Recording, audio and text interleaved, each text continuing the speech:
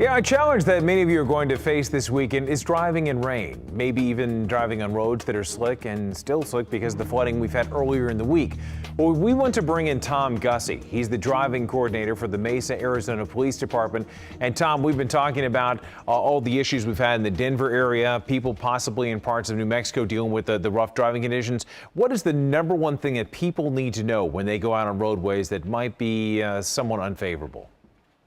Well, one of the things that I like to train people out there at our driving facility is when you're in a inclement condition like that, we need to reduce your speed and back off. And those are going to be the two main points that I always address when we're teaching on driving. Well, what about hydroplaning? I mean, hydroplaning is one of the things that happens so fast. What advice would you give to people when they have that issue? Well, a couple things that are occurring when you're hydroplaning. First of all, we're looking at the water that's underneath the tire, and now the car starts to ride on top of the surface of the water. We go back to, what can you do is back off on your speed, and then what we tell them to do is create a lot of distance because of the weather conditions. We always train that, depending upon your variables out there, they're constantly changing. They need to adapt to those. You know, officer, we had a situation a few weeks ago where we had some problems with mudslides around the country, and we saw cars actually washed away. When it comes to a situation like that, do you encourage people to stay inside the car, or should they try to escape?